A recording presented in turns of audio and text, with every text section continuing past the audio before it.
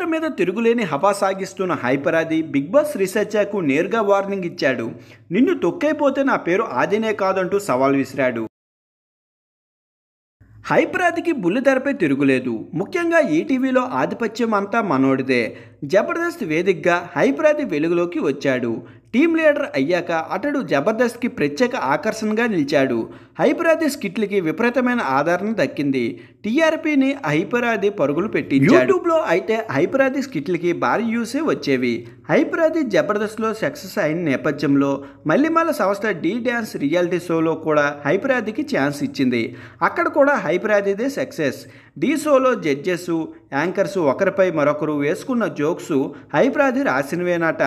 ఆ ప్రాక్టీస్ చేసి అప్పటికప్పుడు మాట్లాడినట్టు కలరింగ్ ఇస్తారు.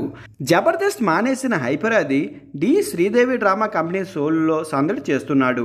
ప్రస్తుతం జబర్దస్త్కి పెద్దగా ఆదరణ లేదు. మల్లిమాల సంస్థకి చెందిన డి శ్రీదేవి డ్రామా కంపెనీ షోలో దూసుకుపోతున్నాయి. అందుకు హైపరాది ఒక విధంగా కారణం. ఈ రెండు షోలో ఆధిపత్యం హైపరాదిదే. చెప్పాలంటే ఆది ఆడిందే ఆట, పాడిందే పాట. డి సెలబ్రేషన్ స్పెషల్ సీజన్ 2 హైపరాది ఒక టీంకి లీడర్గా వ్యవహరిస్తున్నాడు.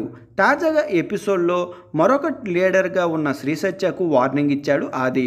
నిన్ను అంధపాతాలనికి తొక్కైపోతే నా పేరు హైపరాదినే కాదు అన్నాడు. హైపరాదికి ఎంత పొగరు కాకపోతే ఒక అమ్మాయికి నేరుగా అందరి ముందు తొక్కేస్తా అని వార్నింగ్ ఇస్తాడని అసహనం వ్యక్తం చేస్తున్నారు. అయితే ఇది కామెడీలో భాగం కావచ్చు అంటున్నారు. కేవలం మనం ప్రోమో చూసి ఒక నిర్ణయం రావడం సరికాదు. ఫుల్ ఎపిసోడ్ చూస్తే కానీ మనకు నేపథ్యం ఏమిటో తెలియదని అంటున్నారు. ఇక సత్య విషయానికి వస్తే ఆమె కొన్ని చిత్రాల్లో నటించారు. బిగ్ బాస్ సీజన్ 6లో పాల్గొని పాపులర్ అయ్యింది. శ్రీసత్య హౌస్లో సత్తా చాటింది.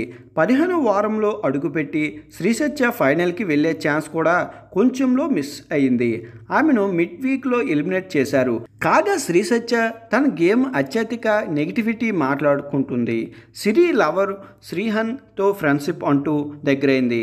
హౌస్లో వచ్చిన సిరి శ్రీసత్యకు దూరంగా ఉండాలని శ్రీహన్కి సూచించింది. అప్పటి నుండి గేమ్ మీద శ్రీహన్ ఫోకస్ పెట్టాడు. శ్రీహన్ రన్నర్గా నిలిచిన సంగతి తెలిసిందే.